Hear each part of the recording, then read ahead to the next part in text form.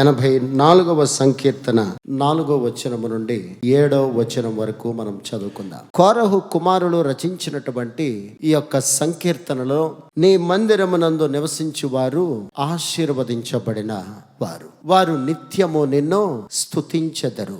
దేవుని దైవ సన్నిధిలో అడుగు పెట్టినటువంటి ప్రతి క్రైస్తవ కుటుంబమును ప్రభు ఆశీర్వదించేటువంటి దేవుడు. దేవుని మందిరములో అడుగు పెట్టిన క్రైస్తవ విశ్వాసి ఏం చేయాలంటండి? నిత్యము ఆయనను స్తుతించవలసినటువంటి వారమై ఉన్నాం. 6వ వచనాన్ని ఒక్కసారి మనం చదవగలిగినట్లయితే, వారు బాకాలోయలో పడి వెళ్ళుచు దానిని జలమయముగా చేయుదురు. బాకాలోయ అనగా కన్నీటి లోయ. కన్నీటి లోయ అనగా సర్వసాధారణంగా మన యొక్క వ్యక్తిగత జీవితంలో గాని, కుటుంబాలలో గాని ఆ కన్నీటి లోయల గుండానే మనము ప్రయాణం చేస్తూ ఉన్నాం. బాకాలోయ, కన్నీటి లోయ. ఆ కన్నీటి లోయలో నిత్యము మనం అక్కడ ఉండడానికి వీల్లేదు. ఆ లోయల గుండా ఎందుచేత వీరు యాత్ర చేయు మార్గములు వారికి అతి ప్రియములు.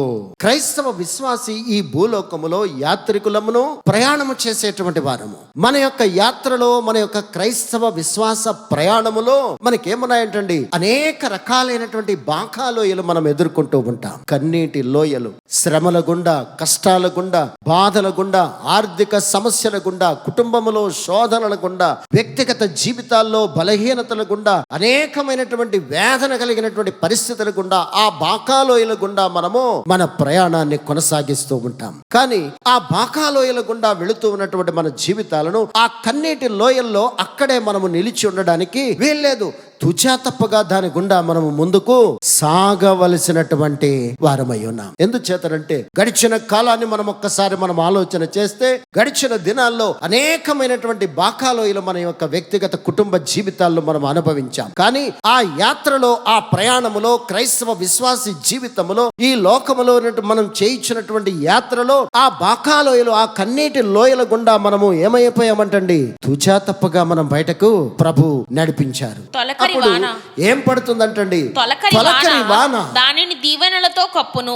దేవుని పరిశుద్ధ నామమునకు మహిమ కలుగునగాక. ప్రభు ఏం చేశారంటండి? తొలకరి వాన దానిని దీవెనలతో కప్పును. తూచా తప్పగా ప్రభు బాకాలోయలో పడి వెళుచున్న కన్నీటి లోయల గుండా ప్రయాణం చేస్తున్నటువంటి మన క్రైస్తవ కుటుంబాలను తప్పగా ఆయన తొలకరి వానతో, ఆయన దీవెనలతో మనల్ని ఏం చేస్తాడంటండి? కప్పే దేవుడు. దేవుని పరిశుద్ధ నామమునకు మహిమ కలుగునగాక. ప్రస్తుత దినాలలో దేవుని దైవ సన్నిధిలో అడుగు పెట్టిన నీ జీవితంలో నువ్వు అనుకోవచ్చు, ఈ కన్నీటి లోయల్లోనే నా జీవితం ఇంతేనా, నా పరిస్థితులు ఇంతేనా, నా కష్టాలు ఇవేనా, నా బాధలు ఇవేనా, నా ఆర్థిక ఇబ్బందులు ఇవేనా అని నువ్వు అనుకుంటూ ఉన్నావేమో. నిశ్చయముగా ఈ దినం మేము విడుదలతో బయటకు వచ్చేసాం ప్రభువా. నిశ్చయముగా ఈ రోజు మా జీవితంలో ఉన్న సమస్త విధమైనటువంటి శోధల నుంచి, కష్టాల నుంచి, బాధల నుంచి, ఆర్థిక ఇబ్బందుల నుంచి, శరీర బలహీనతల నుంచి మమ్ములను దీవెనలతో కప్పి బయటకు తెచ్చావు ప్రభువా. ఆమేన్. నీ మందిరములో నివసించు వారు ఆశీర్వదించబడిన వారు నిత్యము దేవుణ్ణి ఏం చేయాలంటండి? స్తుతించాలి. కష్టాల్లో నువ్వు స్తుతించు, బాధల్లో నువ్వు స్తుతించు, ఆర్థిక ఇబ్బందుల్లో స్తుతించు, శరీర బలహీనతల్లో స్తుతించు. దేవుని యొక్క దైవ సన్నిధిలో స్తుతించడానికి మాత్రమే ప్రభు పాదాల యొద్దకు వచ్చాం. నువ్వు స్తుతించడం నువ్వు ప్రారంభిస్తే, ఆ కన్నీటి లోయల గుండా నడుస్తున్నటువంటి నీ జీవితాన్ని, ఆ బాకాలోయ గుండా నడుస్తున్నటువంటి నీ జీవితాన్ని తొలకరి వాన అనేటువంటి దీవెనలతో కప్పినప్పుడు, ఆ 5వ వచనం అంటున్నాడు, నీ వలన బలమునందు, నీ వలన బలమునందు, బలము నుంచి బలము, బలము నుంచి బలము, స్ట్రెంగ్త్ టు స్ట్రెంగ్త్ అని ప్రభు నిన్ను దర్శించేటువంటి దేవుడు. దేవుని పరిశుద్ధ నామమునకు మహిమ కలుగును గాక. 7వ వచనములో ఆయన అంటున్నాడు, వారు నానాటికి బలాభివృద్ధి నొందుచు ప్రయాణము చేయుదురు. వారిలో ప్రతి వాడును ఎక్కడున్నారంటే దేవుని సన్నిధిని కనబడును. సియోనులో దేవుని సన్నిధిని కనబడును. హల్లెలూయా.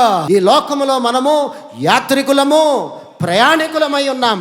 ఈ యాత్రలో ప్రభు నానాటికి బలాభివృద్ధి నొందుచు, వారు ప్రయాణము చేయుచు, వారిలో ప్రతి వాడును సియోనులో దేవుని సన్నిధిని కనబడును. ఆమేన్. ప్రభు నిన్ను నన్ను ఎక్కడ చూడాలని అంటండి? ఫిలిప్పీలకు రాసినటువంటి పత్రిక 3వ అధ్యాయం 20వ వచనాన్ని మనం చూస్తే, మన పౌరస్థితి పరలోకమందున్నది.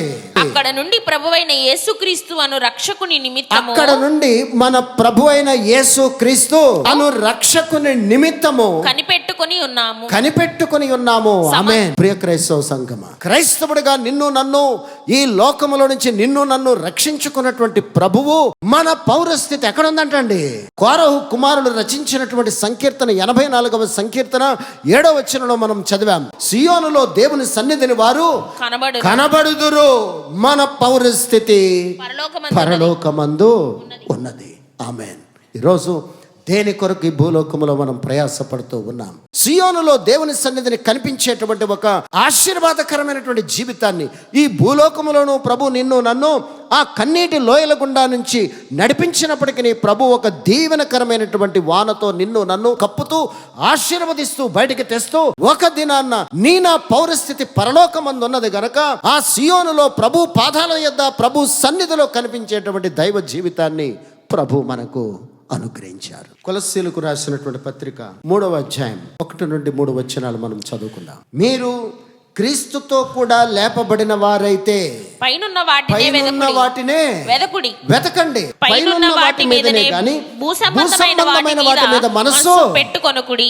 చూసారా అండి? భూ సంబంధమైనవి ఒక దినాన నువ్వు నేను విడిచి పరసంబంధమైనటువంటి ఆ పౌరస్థితి ఉన్నటువంటి పరలోక రాజ్యములో మనము ప్రవేశిస్తాం. భూ సంబంధమైనవి మన జీవితాల్లో అనేకమైనవి ఇప్పటికే కొన్ని పాడైపోయినాయి, మార్చేసాం. ఎన్నో భయంకరమైనటువంటి పరిస్థితులు కలిగినటువంటి జీవితాల్లో బయటికి వెళ్ళిపోయినాయా లేదండి? భూ సంబంధమైనవి తూచా తప్పగా ఒక దినాన్ని నిన్ను నన్ను విడిచి వెళ్ళిపోతాయి. మన జీవితాల్లో ఎన్నో మార్చేస్తూ ఉన్నాం కదండి. భూ సంబంధమైనవి ఎన్ని మార్చేయట్లేదండి. వాహనాలు మార్చేస్తున్నాం, ఏమంటే గృహాలు మాడిఫై చేస్తున్నాం. ఎన్నో రకాలైనటువంటి పరిస్థితులు మన ఇంటిలో పాడైపోయిన చెత్త అంతా బయటికి పంపించేస్తున్నాం.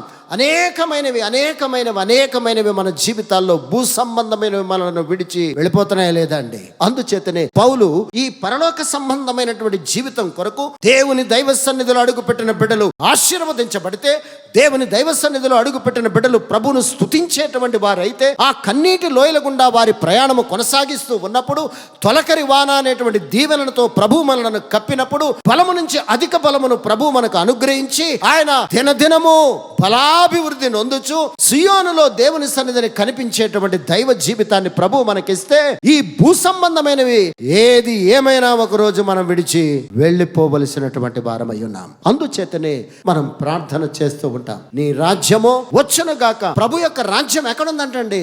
ప్రభు యొక్క రాజ్యము మన మధ్యనే ఉంది. పరలోకమందు నెరవేర్చబడినట్లు భూలోకమందును నెరవేర్చబడును గాక. పరలోకములో ఉన్నటువంటి రాజ్యము భూలోకములో ప్రభు మన కొరకు ఇన్స్టాల్ చేసినటువంటి స్థితి అక్కడ చూస్తూ ఉన్నాం. నీకు నీ రాజ్యము కావాలి అంటే నీ రాజు నీకు రాజు అయినప్పుడు ఆయన రాజ్యము నీ మధ్యనే ఉంది. సర్వసాధారణంగా మనమే రాజు అని అనుకున్నప్పుడు నీ రాజ్యము నీ తెప్పలు నువ్వే పడవలసినటువంటి భారమై ఉన్నాం. నా రాజు నాకు రాజయ్యాడు అని నువ్వు తెలుసుకున్న దినాన్న, నా దేవుడు నాకు దేవుడయ్యాడని నువ్వు తెలుసుకున్న దినాన్న ఆ రాజ్యము ఆ రాజు ఎక్కడున్నాడంటండి? నీ మధ్యనే. క్రైస్తవులుగా మార్చబడడం వేరు, క్రీస్తుని రాజుగా చేసుకుని, క్రీస్తుని ప్రభువుగా చేసుకుని, క్రీస్తుని దేవునిగా చేసుకుని నా దేవుడు నాకున్నాడు అంటే నీ రాజ్యములో రాజు ఉన్నప్పుడు బాకాలోయల గుండా కన్నీటిలోయల గుండా నడుస్తున్న నా జీవితాన్ని తొలకరి వానైనటువంటి దీవెనలతో కప్పుతూ దినదినము బలాభివృద్ధి నొందుచు నడిపిస్తూ సియోనులో దేవుని సన్నిధిని కనిపించే మన పౌరస్థితి పరలోకమందున్నదని గ్రహించినటువంటి బిడ్డవైతే నిశ్చయముగా ఏ దేశము నుంచి వచ్చావో ఆ దేశమును జ్ఞాపకం ఉంచుకున్న ఎడల మరలా వెళ్ళి అక్కడ నివాసము చేయుటకు ఏ రీతిగా వీలవుతుందో అటువంటి ఉన్నతమైన జీవితాన్ని ప్రభు మనకివ్వాలని ఆశపడుతున్నాడు. ఎఫెసీయులకు రాసినటువంటి పత్రిక 6వ అధ్యాయం 10వ వచనం చదువు. తుదకు ప్రభు యొక్క మహాశక్తిని బట్టి ఆయన యందు బలవంతులై ఉండుడి. ప్రభువును కలిగి ఉంటే, ఆ రాజును నువ్వు కలిగి ఉంటే నీకేముందంటండి? బలం అంటండి.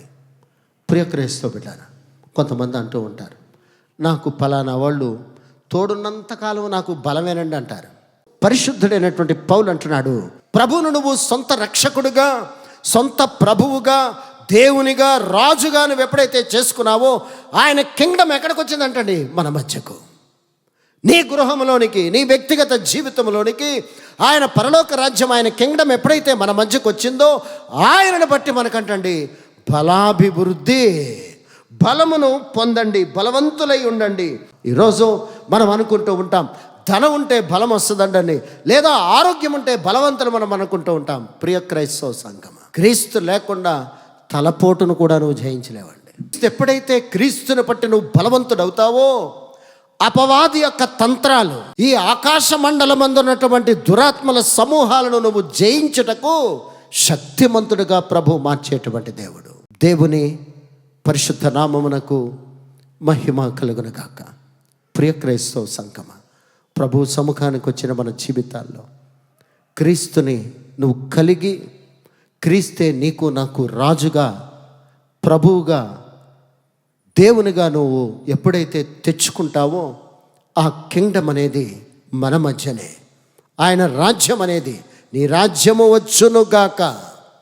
ఆయన రాజ్యం మన మధ్యనే ఉంటే, ఆయన పరిపాలనలో మనం ఉన్నట్లయితే రాజున్న చోట తొలకరి వాన అనేటువంటి దీవెనలతో నిన్ను నన్ను కప్పెతాడు, ఆశీర్వదిస్తాడు, అనేకమైనటువంటి మేలులతో మనల్ని దర్శిస్తాడు. ఎందుచేతనంటే కష్టాలు రావని కాదండి, బాధలు రావని కాదు, శ్రమలు రావని కాదు, వస్తూ ఉంటాయి. కానీ అక్కడ నువ్వు నిలిచుండడానికి ప్రభు అంగీకరించే దేవుడు కాదు. అక్కడ నుండి నిన్ను బయటికి నడిపించే దేవుడు, బలము నుండి అధిక బలమును అనుగ్రహించేటువంటి దేవుడు. అనేకమైనటువంటి దినదినము బలాభివృద్ధి నొందుచు సియోనులో ఆయన సన్నిధిని కనిపించే ఆ ఉన్నతమైనటువంటి జీవితాన్ని ఆ పరిశుద్ధాత్ముడు మనకందరికీ అనుగ్రహించును గాక. Amen, amen, amen.